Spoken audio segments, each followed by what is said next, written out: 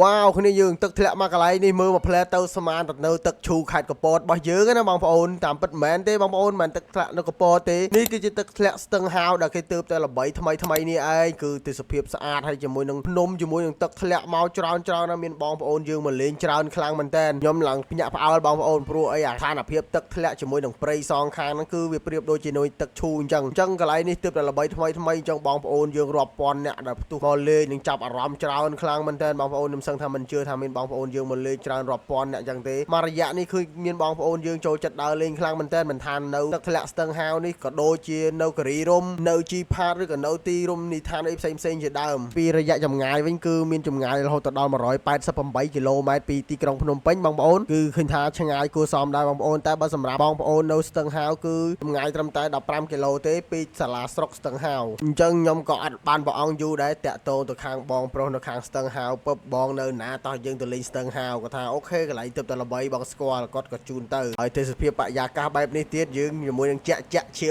ไอจังนะอยู่มวยยังสักอังไอจังเตอร์ยมเตอร์พาจะบุญมาโตบางปอนคนนี้ประมวยเปิลเนี่ยไอได้จังโดยเด็ดออกเนี่ยมันดังจังนี่คือเชียร์วิดีโอบล็อกจังยังตัวมือวิดีโอไปการធ្វើដំណើរទាំងអស់គ្ន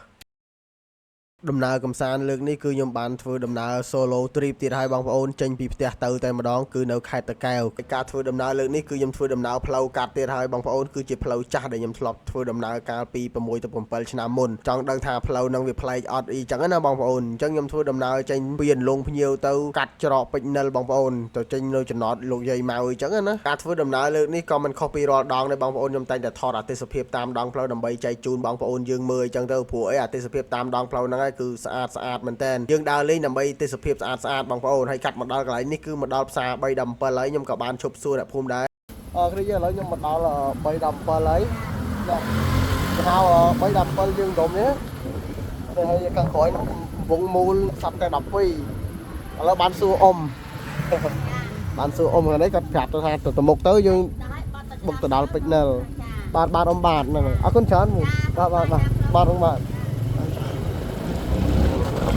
បើនិយាយពីរឿងទេសភាពផ្លូវ317នេះគឺថាម៉ាញាក់សាច់បងប្អូនយើងហើយគឺស្អាតដូចទៅផ្លូវគិរីរម្យអញ្ចឹងបងប្អូនទេសភាពស្អាតណាស់មានដើមឈើខ្ពស់នៅជុំវិញផ្លូវអញ្ចឹងនៅអមសងខាងផ្លូវអញ្ចឹងទៅហើយកាត់មកដល់ប្រឡោះនេះគឺខ្ញុំបានមកដល់ផ្លូវជាតិលេខ4ហើយគឺនៅមកដល់ចំណតលោកយាយម៉ៅខ្ញុំក៏អត់ប្រអងយូរដែរខ្ញុំធ្វើដំណើរបន្តទៅមុខទៀតខ្ញុំថតកាត់ទេបងប្អូនហើយមកដល់កន្លែងនេះគឺខ្ញុំតែឈប់ថតអ្នកនរគ្នាគឺផ្លូវ8ទៅសេអនុនិងកោះកុងស្រែអំបិលអញ្ចឹងខ្ញុំក៏បានឈប់ថតបន្តិចហើយយើងក៏បានឈប់ស្តុបដែរបងប្អូនអញ្ចឹងបងប្អូនយើងនៅការធ្វើដំណើរគឺសូមគោរពច្បាប់ចរាចរណ៍ទាំងអស់គ្នាដើម្បីសុវត្ថិភាពខ្លួនឯងនិងបងប្អូនធ្វើដំណើរជុំវិញលើដងផ្លូវនេះផងដែរកាត់មកដល់កន្លែងនេះគឺខ្ញុំបានធ្វើដំណើរមកដល់ចំការដងព្រេងផ្លូវជាតិលេខ4ហើយបងប្អូនគឺទីតាំងនេះគឺទេសភាពស្រស់ស្អាតខ្លាំងមែនទែនជាមួយនឹងដើរដងព្រេងនៅអមតាមដងផ្លូវអីចឹងទៅហើយមិនបងអង្គយូរខ្ញុំក៏ឆ្ពោះមុខទៀតមកដល់ស្ទឹងហាវអញ្ចឹងយើងមកដល់ផ្លាកនេះគឺយើងបត់ស្ដាំទៅខាងទីរួមស្រុកស្ទឹងហាវដើម្បីទៅជួបបងអ្នកស្រុកស្ទឹងហាវដើម្បីឲ្យគាត់នាំយើងទៅកន្លែងដើរលេងអញ្ចឹងនៅពេលបានជួបហីហើយយើងក៏ចាប់ផ្ដើមទិញសាច់ទិញអីដើម្បីត្រៀមយកទៅអាំងហូបនៅទីតាំងទឹកធ្លាក់ស្ទឹងហាវអញ្ចឹងបងប្អូនអញ្ចឹងនៅពេលដែលយើងរៀបចេញយើងចាប់ផ្ដើមចាក់សាំងមកពេញទៀតទៅដើម្បីធ្វើដំណើរឲ្យដល់គោលដៅតែម្ដងចំណែកការធ្វើដំណើរនេះបងប្អូនគឺផ្លូវស្អាតខ្លាំងមែនតើនៅតាមដងផ្លូវមហាវិថីសុវត្ថិភាពទេពងបងប្អូននេះគឺជាឈ្មោះផ្លូវហើយទេសភាពគឺស្អាតខ្លាំងបងប្អូនយើងមានឡើងភ្នំចុះភ្នំនិយាយរួមទៅទឹកដីកំពង់សោមហើយទឹកដីកោះកុងមិនខុសគ្នាប្រហែលទេនៅវីដេអូក្រោយខ្ញុំនឹងបញ្ជាក់និងបង្ហោះវីដេអូផ្លូវទៅខាងកោះកុងឲ្យបងប្អូនយើងមើលអញ្ចឹងទៅអញ្ចឹងការធ្វើដំណើរនៅពេលដែលខ្ញុំចេញម៉ូតូមិញគឺចេញមកពីទីរួមស្រុកស្ទឹងហាវបងប្អូនអញ្ចឹងយើងធ្វើដំណើរប្រហែលជា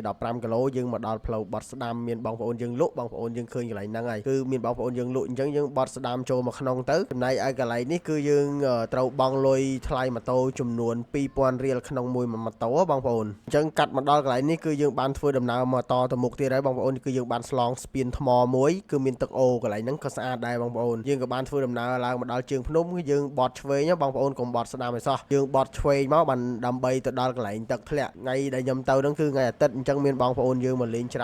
ើនមែនតើបងប្អូនយើងហើយយើងមកដល់ខាងមុខគឺមានផ្លូវបែកជា2ទៀតអញ្ចឹងបងប្អូនអត់ទៅត្រង់ទេណាបត់ស្ដាំនៅតាមចំការប្រេងខ្យល់របស់គេនឹងឯងអញ្ចឹងកុំឲ្យពិបាកបងប្អូនអាចចុច location បានអញ្ចឹងខ្ញុំ pin location នៅក្នុង comment អញ្ចឹងបងប្អូនមើលវីដេអូនេះហើយយើងមកតាមចំការប្រេងខ្យល់ហ្នឹងមកទៅមុខទៀតគឺមានផ្លូវបំបីទៀតហើយបងប្អូនគឺបត់ស្ដាំទៅគឺខាងចំការគេអញ្ចឹងយើងបត់ឆ្វេងមកទៀតតាមផ្លូវនឹងរហូតប្រហែលជា1 នាទីទៅ2 នាទីយើងមកដល់ផ្លូវបំបីមួយទៀតហើយគឺទៅត្រង់គឺ បុកតអូហើយមកខាងបាត់ខាងស្ដាំនេះគឺចូលកន្លែងទឹកធ្លាក់គេហ្នឹងហើយបងប្អូនអញ្ចឹងបងប្អូនចូលមកដល់គឺឃើញមានបងមានអ៊ំលក់ហើយមានកញ្ចុះមួយសម្រាប់លក់ហើយមានកញ្ចុះផ្សេងទៀតសម្រាប់យើងជួលអង្គុយអីចឹងទៅចំណែកដែលការមកនេះគឺខ្ញុំមកចំថ្ងៃអាទិត្យអញ្ចឹងបងប្អូនយើងមកលេងច្រើនខ្លាំងមែនតើតែយើងខ្ញុំបានមកដល់ហើយគេល្បីមួយថ្ងៃមុនគឺថាទឹកធ្លាក់ស្ទឹងប្រូឥឡូវនៅច្រើនពេកដូចមិនដឹងទេណាវាច្រើនដល់អកហើយច្រើនពេកហៅឡើងអង្គុយឡើងឃើញដូចជាបងប្អូនបានឃើញអញ្ចឹងគឺថាមនុស្សច្រើនខ្លាំងមែនតើរាប់ពាន់អ្នកបងប្អូននឹងច្រើនណាស់នឹងខ្ញុំបានមកដល់ម៉ោង3ហ្នឹងបងប្អូនអញ្ចឹងប្រហែលជាពេលព្រឹកអាចនឹងច្រើនជាងនឹងទៀតដោយសារថ្ងៃអាទិត្យអញ្ចឹងបងប្អូនយើងគាត់សម្រាប់ច្រើនចឹងមានបងប្អូនខ្លះគាត់មកពីខាងខេត្តផ្សេងមានបងប្អូនខ្លះគាត់នៅស្ទឹងហាវបងប្អូនខ្លះគាត់នៅកំពង់សោមអីចឹងទៅចំណែកឯពួកខ្ញុំក៏បានធ្វើដំណើរទៅរកអត់ជួលកញ្ចុះទេគឺខ្ញុំបានធ្វើដំណើររកកន្លែងដែលយើងអាចអង្គុយឈៀលអាំងសាច់អីបានអញ្ចឹងណារៀបចំហើយនេះពីឆាយ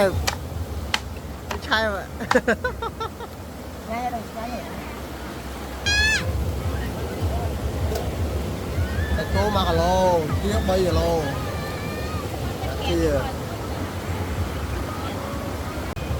ទាចាំមកទូទៀតខែខាងនេះខ្លាចពុនដឹងខែខាងនេះ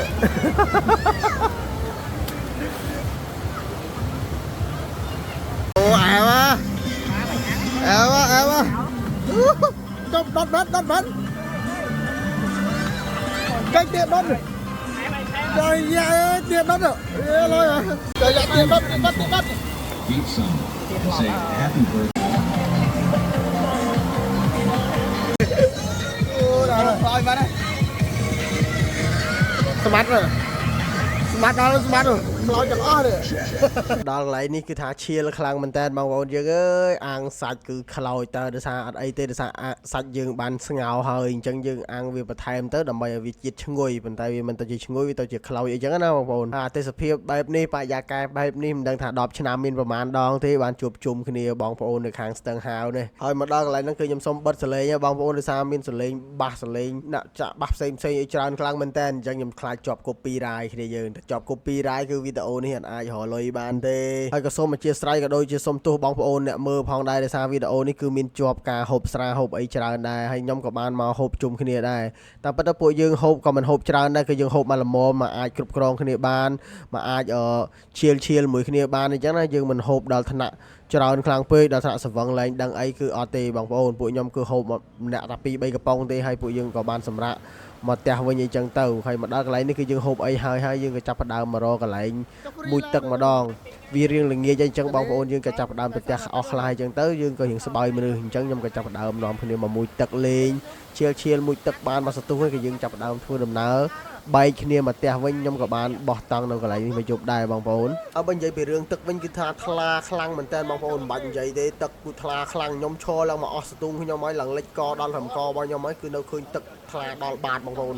ទឹកឡើងខៀវតែម្ដងទឹកភ្នំបងប្អូនចឹងមិនថា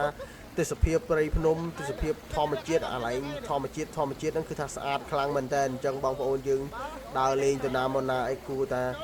ព្យាយាមកុំចោលសម្រាមប្រទេសដាននឹងថែរក្សាបរិស្ថានព្រៃឈើជាមួយនឹងសម្បត្តិធម្មជាតិដែលមានស្រាប់អីចឹងណាបងប្អូនយើងចូលរួមទាំងអស់គ្នាទៅដើម្បីបានកន្លែងស្អាតនិងរមណីយដ្ឋានស្អាតបន្តទៅមុខទៀតខ្ញុំជឿថាស្រុកខ្មែរយើងមិនខ្វះទេរមណីយដ្ឋានស្អាតគឺមានច្រើនខ្លាំងមែនតើនេះខ្ញុំដើរមិនតាន់បាននឹង 10% ផងបងប្អូនហើយតាំងពីខ្ញុំចេះដើរមកគឺនៅមានកន្លែងផ្សេងទៀតដែលស្អាតខ្លាំងជាងនឹងទៀតបងប្អូននៅតំបន់ជីផាតនៅទឹកដីកោះកុងនៅទឹកដីពោធិ៍សាត់គឺច្រើនខ្លាំងមែនតើដែលខ្ញុំអត់តាន់បានទៅដល់អញ្ចឹងខ្ញុំសង្ឃឹមថាវីដេអូបន្តខ្ញុំនឹងអាចទៅដល់កន្លែងអស់ហ្នឹងអញ្ចឹងណាបងប្អូនបើចង់មើលអាវីដេអូអញ្ចឹងទៀតតោះតែបងប្អូនជួយគាំទ្រជួយ follow ជួយ share វីដេអូរបស់ខ្ញុំអញ្ចឹងទៅដូចជាការផ្ដល់កម្លាំងចិត្តឲ្យខ្ញុំធ្វើដំណើរទៅលេងតំបន់កំសាន្តផ្សេងកន្លែងផ្សងព្រៃអីផ្សេងអញ្ចឹងដូចជាការបោះតង់អីជាដើមបាទចូលទឹកខ្លាល្អ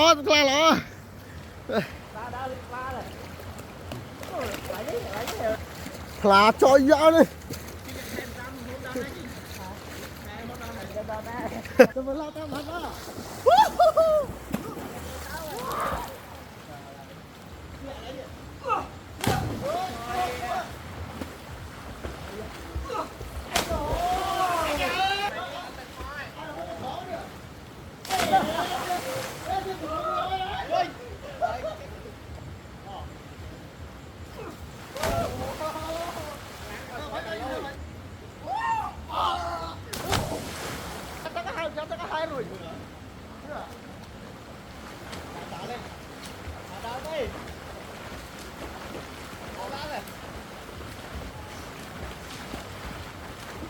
Ôi là dùng một tờ hơi để bỏ mình nhóm một nó bắt tao này ấy bong cả từ vĩnh còn được cuồng sáu mới sang hàng